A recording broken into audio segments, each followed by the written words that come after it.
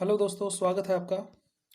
आज हम आपके लिए प्रेजेंट इंडेफिनिट के वाक्यों की अंग्रेजी कैसे बनाई जाती है वीडियो लेकर आए हैं। दोस्तों, जब हमें अंग्रेजी नहीं आती है तब हम हिंदी के वाक्यों की अंग्रेजी के वाक्यों से तुलना करते हुए अंग्रेजी सीखते हैं, तो इसका हमें काफ़ी फ़ायदा होता है। तो चलिए दोस्तों, करते हैं स्टार्ट। इस बात को ध्यान में रखते हुए हमारा आज का जो टॉपिक है उसका आधार होगा हिंदी और उद्देश्य होगा अंग्रेजी। यानी हम हिंदी को लेते हुए अंग्रेजी वाक्य को कैसे बनाया जाता है वो हम सीखेंगे।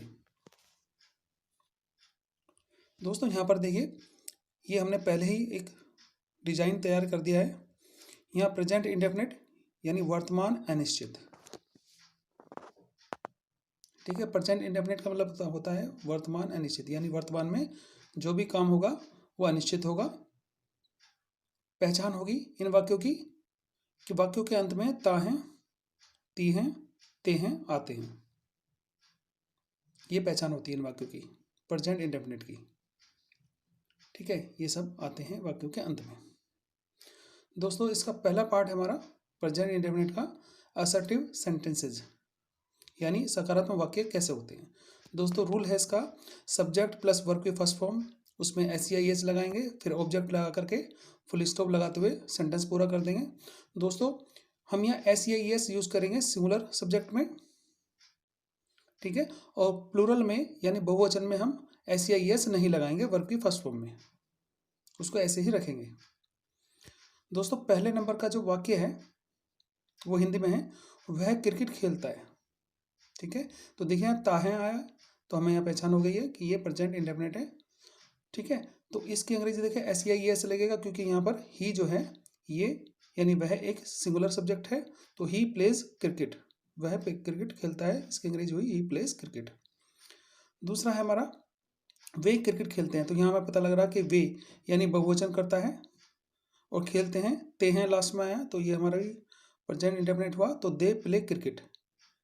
ठीक है, प्लूरल में वर्ब के फर्स्ट फॉर्म में SEIS नहीं आता है, तो इस वाक्य की अंग्रेजी हुई दे प्ले क्रिकेट, वे क्रिकेट खेलते हैं। तीसरा सेंटेंस है दोस्तों हमारा, विमल पतंग उड़ाता है, विमल फ्लाइज द काइट।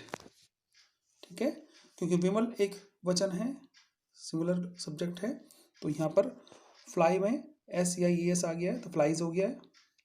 वाई हटा करके उसी जगह हमने IES लगा दिया है। तो दोस्तों, विमल फ्लाइज द काइट, इसकी अंग्रेजी हो जाती है ये। अब दूसरा है हमारा नेगेटिव सेंटेंसेस, यानी नकारात्मक वाक्य। यहाँ हमें जो शब्द मिलेगा सुनने को वो नहीं होगा, और इंग्लिश में नोट। तो देखिए, नकारात्मक सेंटेंसेस यानी प्रेजेंट इंडेफिनिट का नेगेटिव सेंटेंस डू नोट या डज नोट का यूज करते बनाते हैं। यहाँ है सब्जेक्ट प्लस डज नोट या डू नोट, वर्ब के फर्स्ट फॉर्म ऑब्जेक्ट और फुल स्टॉप लगा करके वाक्य पूरा कर देंगे। सिंगुलर सब्जेक्ट में डज नोट लगेगा, प्लूरल में डज नोट डू नोट लगेगा। ठीक है, पहला वाक्य है इसके लिए वह, यानी एक वचन है, तो डज नोट आएगा इसके लिए। He does not play cricket, वह क्रिकेट नहीं खेलता है।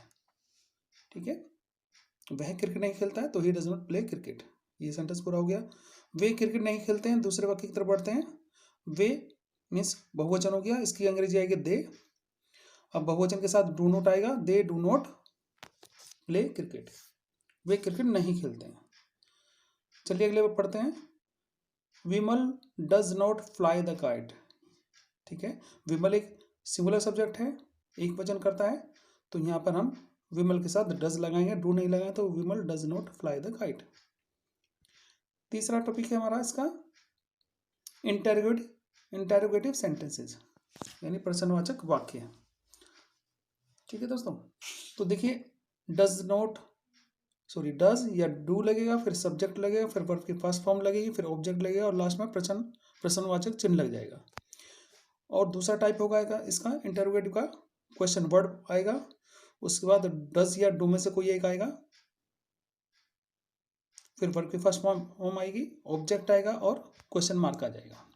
अब देखिए यहाँ पहचान करनी है हमें, अगर वाक्य में हिंदी वाक्य में क्या पहले लिखा होगा, तो उस क्या की अंग्रेजी हमारी होगी डू या डज से। तो डज अगर एक वचन है तो डज, और बहुवचन है तो डू आएगा। तो डज ही प्ले क्रिकेट, तो क्या वह क्रिकेट खेलता है, इसकी अंग्रेजी होगी does he play cricket, question mark लगा देंगे लास्ट में। ठीक है,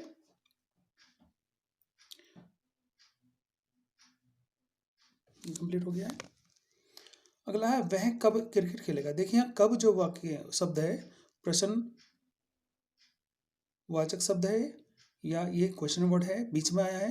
यहाँ क्या नहीं आया अभी, यहाँ शुरू में, इसमें क्या शुरू में नहीं आता है, बस क्वेश्चन वर्ड बीच में होता है, ये पहचान होती है। तो ऐसे वर्ड की अंग्रेजी पहले लाते हैं।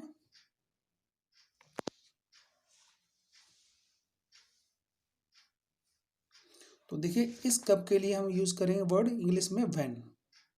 तो व्हेन आ गया, उसके बाद हमने देखा डज आया, क्योंकि यहाँ पर एक सिंगुलर सब्जेक्ट ही है, वह है। तो when does he play cricket, इस तरह से इसके वाक्य की अंग्रेजी हो जाती है पूरी।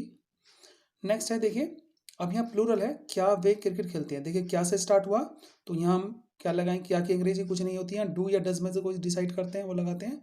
क्या सब्जेक्ट है प्लूरल, तो क्या के लिए आया डू, और डू दे प्ले क्रिकेट, तो ये कंप्लीट हो गया। ठीक है, नेक्स्ट है विमल कब पतंग उड़ाता है।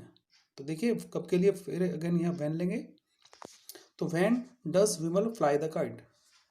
तो डू या डज के बाद वर्ब की फर्स्ट फॉर्म में आती है, तो when does Vimal fly the kite, Vimal कब पतंग उड़ाता है, ये इसकी अंग्रेजी हो गई।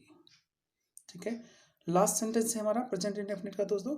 इसमें देखिए थोड़ा सा एडिशनल हुआ है, इसमें नोट भी आ गया है, तो इसमें ज़्यादा समस्या नहीं होती है, बस नोट हम एक उपयुक्त स्थान पर लगा देते हैं।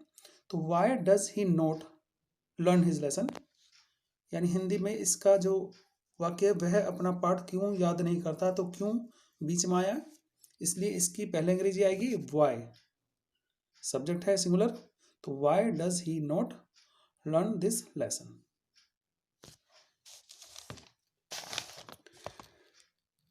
ठीक है दोस्तों, तो ये हमारा सेंटेंस कंप्लीट हो गया है। Now you are requested to subscribe, like, share my channel with do not forget press the bell icon, and thanks for watching.